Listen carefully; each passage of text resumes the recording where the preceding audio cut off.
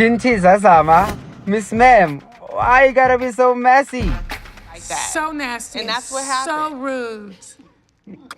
So nasty and so rude. When I tell you I wasn't ready for the chaos that Zama would be causing on season 4 of The Real Housewives of Durban, Sana, and to think on the previous video we did after the premiere episode, I had said, yo, this Han fits right into the group because she seems to be bringing so much class and so much sophistication to the mix. Really. But we should have known because I totally clocked that comment she made in one of her first confessionals when, after Sorisha's healing event, she said, Aibo, did people come here to apologize to themselves? Gandhi, where is the drama, Bagiti? And I really thought she was bluffing at the time. 4 episodes later, Miss Mem is giving us so nasty and so rude. And to be perfectly clear, I think Zama is doing exactly what she was hired to do. Clock in and clock the girls. Okay? Check that. But goodness, it's clear that Zama was prepared to come on the show and clock all the way in and become the ultimate villain for the season. Because why did you Google the girlies before coming in? To find as much dirt as she could in order to attain all the ammunition she will need to stir up all the drama as early as possible in the season. See? And honey, her arrival on the show is being felt. As soon as she got her tea on Google, Miss Ngcobo's next move was to make sure that she uses that to activate the girls and get everyone talking. And to do that, she chose her birthday party to be the scene of her shady execution. Zama, you're shady, girl. The first splash of that drama came at her birthday party, where she tasked the girls with anonymously writing down one thing about anyone in the group. In the game, the ladies were expected to guess who a statement written on the card referred to.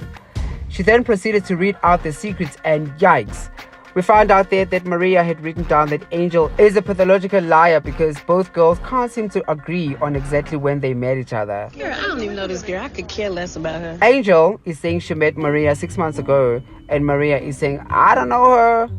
The bigger shocker happened when Ameigh later officially met the rest of the cast during Zama Ngcobo's 40th birthday party. Things took a left turn when Zama, during the shady game, read out a claim that one of the ladies had faked a whole hijacking.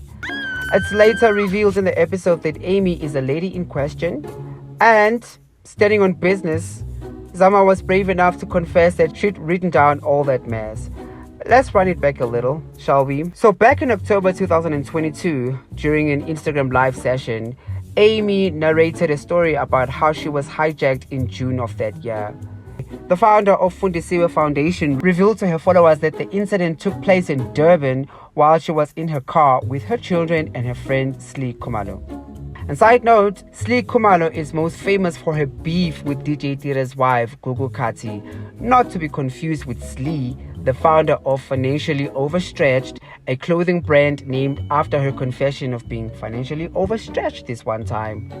You borrowed money, never returned the money. You borrowed shoes, and she took somebody's car for the whole week and never returned it. Okay, and reportedly, according to Ameigh, the alleged hijackers pointed a gun at her children before turning the weapon towards her. When this happened, the RHOD star said Slee ran off with her children a few meters away from the scene.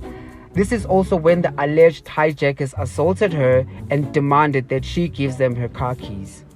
Joe, Ameigh further claimed that Slee, whom she alluded to being in cahoots with the said criminals, ended up driving her car. Hey, she claimed that Slee wanted her life and had even attempted to contact her imprisoned husband. When these allegations were flying at Zama's 40th, Ameigh lost it, Kesana, because she recalls there to have been a highly traumatic experience which involved her children. And we know children are off limits when it comes to shade. And she clapped back, saying that Zama was slimy for questioning the credibility of that incident. In her defense, however, Zama said she'd just written a statement based on what the streets are saying and had given Ameigh an opportunity to address that. Okay, focus on what the people are saying, girl. Now, obviously, that whole thing did not go down very well with some of the ladies who now feel like Zama is coming on too hard and serving SNA 2.0. Yo, because we wouldn't know any of this if Zama had not dug it up and brought it to the table in the shadiest of ways. and the fact that people were shocked by the fact that her 40th birthday was held at a certain restaurant which doesn't exactly give big budgets, like how y'all are so easy to distract. There's an allegation of a whole faked hijacking on the table, and y'all are focused on the fact that they went to that restaurant. It didn't stop there, because later on at the same party, Angel tried opening up about her fertility challenges, and then Zama basically says, okay, let's please get to that after my speech.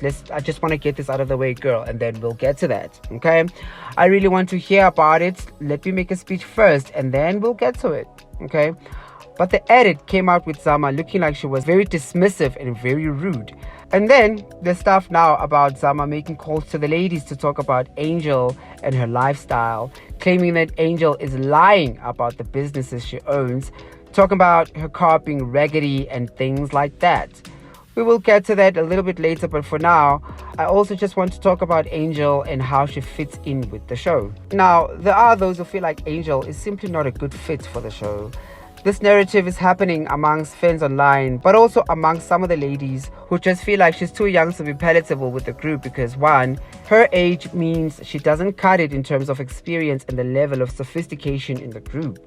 Which is really funny because these girls are messy AF. I actually kind of like the way Angel checked Zama about her family still being responsible for her. Talked about how she comes from a small rural town and how she has had to work very hard to get where she is. She's not ashamed to be still driving the car that her parents, who've built everything from nothing, bought her. She called Zama out for being disrespectful for calling people to talk about her behind her back. On the flip side though, there are those who feel like Angel choosing Zama's 40th birthday to reveal such a deeply personal and serious matter was not the smartest move. It's literally someone else's moment at that time, and I think bringing up a personal situation like that kinda sorta stole from Zama's big moment. And more on that later, but I still think it's interesting when younger women join an older ensemble because the question of sophistication, experience, and being palatable always comes up. It certainly came up on the new season of Married to Medicine, where Sweet Tea is having it rough because she's the new and younger cast member. Something similar also happened to Candice on The Real Housewives of Potomac, where she had to check the older cast members about questioning her mother's role in funding her life. You know, similar to what Angel is fighting right now. I was maligned incessantly for seasons because of my generational wealth. And if you are able to attain the decorations that he put in these papers to distract you, you, I pray, will have that for your children, for the blessings that my family has bestowed upon me. Best believe that my children, when they are 30 years old, will have a home in their own name. Best believe. Thank you. Yeah. That said, a lot of people are feeling like she's really just not a good fit for the show. I think she's certainly good TV, and I personally love that she's feisty and always ready to gather these girls when the time comes to do exactly that. A case in point, when she clocked Maria at the gas band event and called out all the drama that was not being addressed at the table. Loved it, Kesana. But again, there are those who feel like she neither has a lifestyle nor the elegance the older ladies possess on the show. Gotta go. Yeah. This is not married to hip-hop. What do we think of the new girls? Zama came out guns blazing for sure. Even though some people have started asking, when exactly are we going to start seeing her house? Especially since she's been so critical of everyone else's lifestyle. Is Zama a good fit for the show? I personally love the fact that she's always on standby to clear her detractors without holding back. And then Ameigh, she's now been introduced to the rest of the cast, and it's really wild how quickly she was thrown into the fire. Let's get to the bottom of it in this video. Remember to clap back in the comments, hit the like button, and subscribe to this channel. Welcome back to the Quench channel, and welcome to the shady world of old grudges, beautiful gowns, and spiteful cliques on the Real Housewives of Durban. Now, let's talk about the arrival of Zama Ngcobo, Angel Ndlela, and Ameigh Thompson in the show's 4th season, which currently has 5 episodes streaming on Showmax. Enough time has passed, and I think we have our fair share of material to be able to assess how the new girlies fit in the group. And I'll start off with Zama Ngcobo because she's already embraced her edit as the season's villain and she's running with it.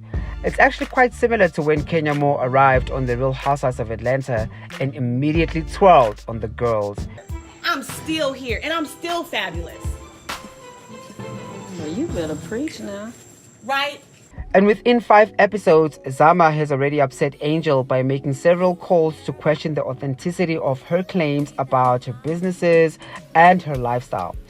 She's called her a kid, which I don't understand to be an issue because Angel herself has been calling herself a baby the entire time. Zama has also upset another newcomer, Ameigh, by bringing up rumors that Ameigh allegedly lied about her own hijacking.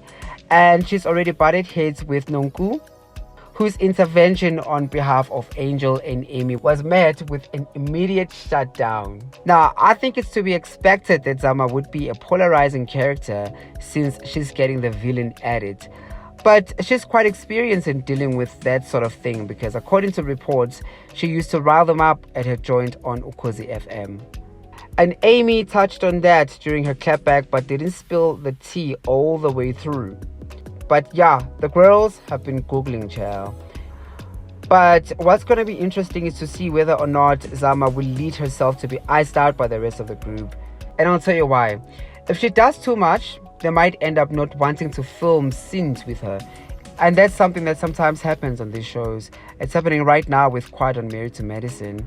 But if she does too little, she would miss an opportunity to make a big mark in her inaugural season. And who's got time for that? She's clearly intentional about how she wants to move, and she's not afraid to be perceived as a villain. As for Angel, I do love her, but I do agree that she does not fit organically with these ladies because of her age gap and her lack of timing in terms of confrontations in the group. Ameigh, I don't know. I need more time, girl. I need more time to be able to assess what's going on there, to be honest. I have not seen enough so far. I have not seen enough, okay? Now, what do you guys think of the new additions so far, as well as the first half of the season? Tell us in the comments, hit the like button, and subscribe to this here channel. Until next time, bye.